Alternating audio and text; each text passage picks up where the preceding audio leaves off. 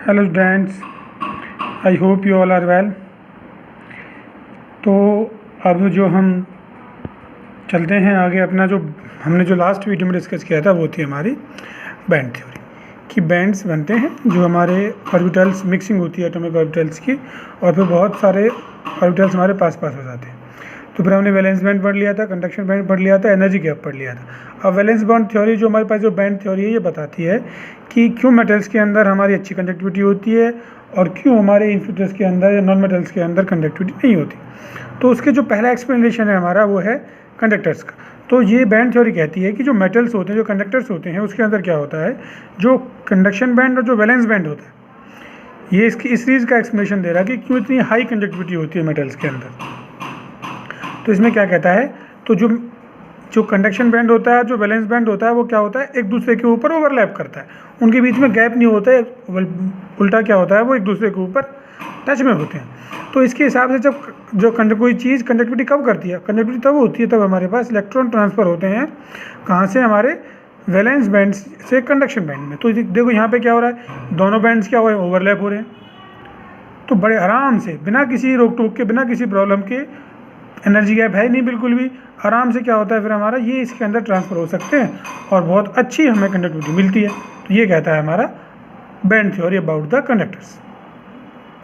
ठीक है, तो क्या कंसेप्ट था इसमें कि हमारा जो वैलेंस बैंड है और कंडक्शन बैंड है वो क्या करता है, ओवरलैप करता है, और इसी वजह से हमारा इसमें बहुत अच्छी कंडक्टिविटी होती है।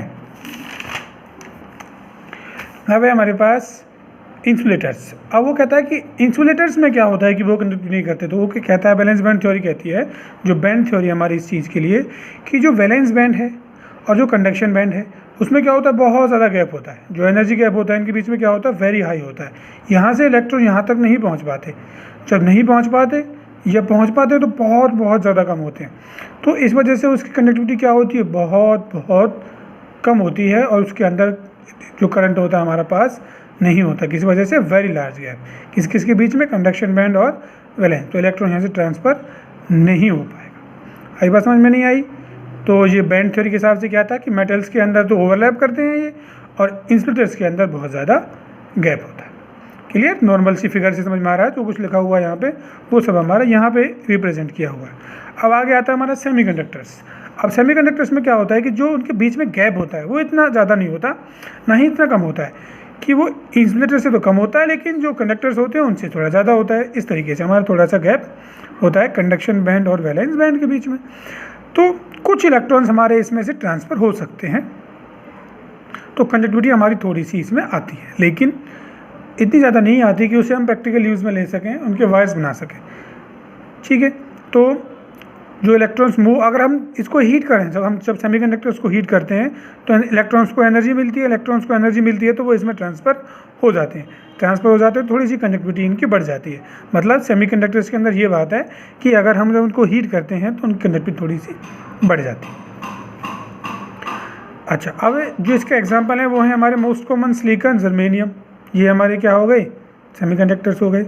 अब इन जो सेमीकंडक्टर्स होते हैं प्योर फॉर्म में उनको बोलते हैं हम इंट्रिंसिक सेमीकंडक्टर। जो ऐसे सिंपल फॉर्म में होते हैं उनको बोलते हैं हम इंट्रिंसिक सेमीकंडक्टर्स। ठीक है, तो इनके अंदर हम जो एनर्जी गैप होता है वो थोड़ा सा इंटरमीडिएट होता है और इलेक्ट्रॉन्स कम पास करते हैं, जो हमारे प्रैक्टिकल यूज़ में नहीं होता। अब इनका जो प्रैक्टिकल है उसको, मतलब जो हमारा जो कंडक्टिविटी है प्रैक्टिकली कम, इसको बढ़ाने के लिए क्या करेंगे हम, इसमें कुछ इम्प्योरिटीज़ ऐड करेंगे, जिसको बोलते हैं हम डोपिंग क्या है हमारे पास, डोपिंग बताते हैं आपको। डोपिंग से बनते हैं एक्सट्रिंसिक सेमीकंडक्टर्स। तो जो कंडक्टिविटी होती है इंट्रिंसिक की, जो सिंपल फॉर्म में होते हैं उनको हम क्या होती है, वेरी लो होती है, वो प्रैक्टिकल यूज़, उनको हम प्रैक्टिकली वायर्स में या सर्किट्स में यूज़ नहीं कर सकते सीधा का सीधा। तो उनकी कंडक्टिविटी को इंक्रीज़ करने के लिए क्या करते हैं, उनके अंदर कुछ हम इम्प्योरिटीज़ ऐड करते हैं, बाहर से कोई एलिमेंट ऐड करते हैं।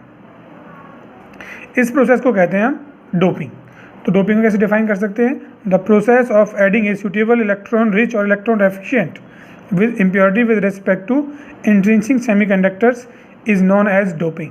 हाँ, मतलब उसके अंदर एक इम्प्योरिटी डालना, इम्प्योरिटी या तो इलेक्ट्रॉन रिच होगी या इलेक्ट्रॉन एफिशिएंट होगी, इलेक्ट्रॉन रिच होगी या इलेक्ट्रॉन एफिशिएंट होगी।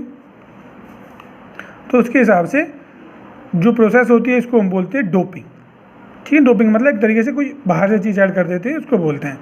तो इस तरीके से सेमीकंडक्टर्स बनते हैं, उनको बोलते हैं हम एक्सट्रिंसिक, क्योंकि बाहर से हमने कुछ चीज़ ऐड करी उनके अंदर, तो बोलते हैं उनको एक्सट्रिंसिक सेमीकंडक्टर्स। ठीक है, जो ये एक्सट्रिंसिक होते हैं दो तरह के होते हैं हमारे पास, बहुत इंपॉर्टेंट बात है ये, N type semiconductor and the P type semiconductor. अब इनके बारे में बात कर लेते हैं हम। एन टाइप सेमीकंडक्टर क्या होता है? जब when an intrinsic semiconductor is doped with an electron rich impurity, जब हम एक सेमीकंडक्टर के अंदर एक ऐसी इम्प्योरिटी डालेंगे जो इलेक्ट्रॉन ज़्यादा रखती है। इलेक्ट्रॉन इसका मतलब क्या होता है? जैसे हमारे पास सिलिकॉन है, सिलिकॉन के पास वैलेंस इलेक्ट्रॉन 4 होते हैं, ये 4 बॉन्ड बनाता है। अगर हम इसके अंदर कोई ऐसी चीज़ डाल दें जिसके अंदर इससे ज़्यादा इलेक्ट्रॉन्स हों तो उसको बोलेंगे हम electron rich impurity, which have more valence electron than intrinsic semiconductor.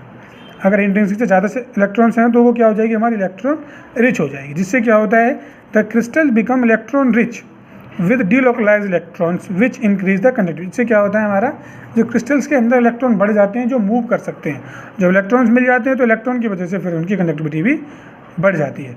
तो इस तरह से जो बनते हैं एक्सट्रिंसिक सेमीकंडक्टर्स, उनको बोलते हैं हम एन टाइप सेमीकंडक्टर्स। जैसे समझा, इसको एग्जाम्पल जैसे समझते हैं। सिलिकॉन को डोप्ड किया हमने फास्फोरस और आर्सेनिक के साथ, तो सिलिकॉन है हमारे पास, इसके वैलेंस इलेक्ट्रॉन कितने होते हैं? 4 होते हैं, 14 ग्रुप में बिलोंग करता है। तो ये हर जो सिलिकॉन का है वो कोवलेंट सॉलिड है ये, तो 4 बॉन्ड बनाता है हमारे, ये भी 4, ये भी 4, सारे 4 बॉन्ड बना रहे हैं, सारे के सारे वैलेंस इलेक्ट्रॉन के यूज़ में आ गए। अब जब हम सिलिकॉन के अंदर आर्सेनिक डालेंगे, आर्सेनिक हमारा कौन सा है? 15 ग्रुप का है, इसके पास 5 वैलेंस इलेक्ट्रॉन होते हैं। अब इसके पास 5 हैं, 5 में से 4 तो यूज़ कर लिए, 1 2 3 4 तो यूज़ कर लिया, अब 1 बच गया, तो इसके पास 1 फ्री इलेक्ट्रॉन हो गया। ऐसे अगर एक एटम है, बहुत सारे एटम होते हैं, लाखों करोड़ों एटम होते हैं हमारे छोटे से पार्ट में ही, तो ऐसे जब बहुत सारे एटम इसके अंदर ऐड होते हैं तो बहुत सारे इलेक्ट्रॉन्स इस पर अवेलेबल हो जाते हैं जो हमारे मूव कर सकते हैं, और ये हमारा जो कंडक्टिविटी होती है इस तरीके से क्रिस्टल की वो बढ़ जाती है, और उसको बोलते हैं हम एन टाइप सेमीकंडक्टर्स। ठीक है, ये हमारा सारा कुछ इसमें बताया गया है। सिलिकॉन है जो हमारा कौन सा है? 14 ग्रुप में बिलोंग करता है, 4 वैलेंस इलेक्ट्रॉन है, 4 बॉन्ड बनाता है। ठीक है, लेकिन जब आर्सेनिक है वो हमारा किस में? 15 ग्रुप में है, 5 वैलेंस इलेक्ट्रॉन है, तो 4 तो उसने बॉन्ड बना लिए, 1 उसके पास फ्री रह गया, तो वो फ्री इलेक्ट्रॉन बहुत उसमें पूरे में घूमेगा, तो बहुत सारे हमारे पास ऐसे हो जाते हैं, तो उससे हमारा करंट अच्छे से पास होता है। अब जो करंट कैरियर्स हैं, जो करंट ले जाने वाले हैं, कौन से हैं? वो हमारे पास इसमें नेगेटिवली चार्ज हैं, तो इसलिए इसको बोलते हैं N type, N for negative. ठीक है, नेगेटिव कैरियर जो होते हैं इसके अंदर, एन टाइप सेमीकंडक्टर्स। समझ में आई बात? Now the P type semiconductors. अब पी टाइप में क्या होता है? अगर हम इस बार इलेक्ट्रॉन डेफिशिएंट इम्प्योरिटी डालते हैं, सिलिकॉन है, सिलिकॉन के पास 4 इलेक्ट्रॉन होते हैं, अगर हम एक ऐसी इम्प्योरिटी डालें जिसके पास 3 इलेक्ट्रॉन हो, 4 से कम इलेक्ट्रॉन हो, तो क्या होगा? तो उससे हमारा जो क्रिएट होगा वो इलेक्ट्रॉन की कमी हो जाएगी, इलेक्ट्रॉन सब जगह से गायब हो जाएंगे, तो इलेक्ट्रॉन्स वैकेंसी क्रिएट होगी। इलेक्ट्रॉन वैकेंसी को बोलते हैं हम होल्स। ठीक है, जो इलेक्ट्रॉन वैकेंसी होती है उसको बोलते हैं हम होल्स क्रिएट हो जाएंगे, और होल्स क्रिएट हो जाएंगे तो फिर क्या होगा? होल्स जैसे यहाँ पे हमारे पास, जब हम एग्जांपल लेते हैं, इसमें समझने की कोशिश करते हैं एग्जांपल के जरिए। सिलिकॉन को डोप कर दिया हमने इंडियम क्या है हमारा? 13 ग्रुप में 3 इलेक्ट्रॉन होते हैं उसके पास, तो 4 बॉन्ड बनाने हैं। 4 बॉन्ड कैसे बनेंगे? तो फिर क्या हो गया? यहाँ पे इलेक्ट्रॉन्स की कमी हो गई, जहाँ इलेक्ट्रॉन पहले था अब नहीं रहा, तो इस होल्स को कंप्लीट करने के लिए क्या होगा? यहाँ से साइड से हेल्प करने के लिए एक एटम आएगा, यहाँ एटम आएगा, तो यहाँ की बजाय होल्स कहाँ पहुँच जाएगा? यहाँ पहुँच जाएगा, क्योंकि यहाँ तो न्यूट्रल हो गया लेकिन यहाँ पे होल्स क्रिएट हो गया। इस तरीके से क्या होता है? तो चारों तरफ हमारे होल्स और इलेक्ट्रॉन मूव करते रहते हैं, होल्स और इलेक्ट्रॉन अपोजिट डायरेक्शन में मूव करते हैं, और इनके मूवमेंट से क्या होता है? हमारा इलेक्ट्रिसिटी पास हो जाती है। समझ में आया नहीं आया? दोबारा पढ़ लेते हैं। When intrinsic semiconductors are doped with electron deficient impurity which has less valence electron than the intrinsic semiconductors, then in the crystal electron vacancy or holes are generated which move in the crystal and increase conductivity। ठीक है, जैसे इसमें बात करते हैं यहाँ पे, indium हमारा 13 ग्रुप में हो गया, 3 इलेक्ट्रॉन्स होते हैं उसके पास, वैकेंसी क्रिएट हो जाती है, तो इलेक्ट्रॉन जो आता है हमारा नेबर से एटम से वो उसको फिल करता है, लेकिन जो नई जगह पे जहाँ से वो आया है वहाँ होल क्रिएट हो जाता है। तो इस तरीके से क्या होता है? हमारा मूवमेंट चलती रहती है, क्रिएट एन होल, दस holes and electrons move in opposite direction. अब इसमें क्या होता है? देखो, होल्स पॉजिटिव चार्ज से क्रिएट हुआ हमारा, ठीक है ना? जो कनेक्टिविटी किससे शुरुआत हुई हमारी? पॉजिटिव चार्ज से। तो पॉजिटिव चार्ज से शुरुआत हुई है, तो क्या हो गया हमारे पास, इनको बोलते हैं हम पी टाइप सेमीकंडक्टर्स। ओके, तो ये हो गया हमारे पास N type P type semiconductors. अब इनके एप्लीकेशन के बारे में पढ़ेंगे हम। ठीक है, एप्लीकेशन एनसीईआरटी में दे रखे हैं, आप पढ़ लेना, फिर बाकी मैं भी इसमें जो इंपॉर्टेंट है वो लिखवा दूंगा। तो हमारा ये इस तरीके से कंप्लीट हो जाता है इलेक्ट्रिकल प्रॉपर्टीज़। ठीक है, तो अब इसके बाद पढ़ेंगे हम magnetic properties of solids. Okay, thank you.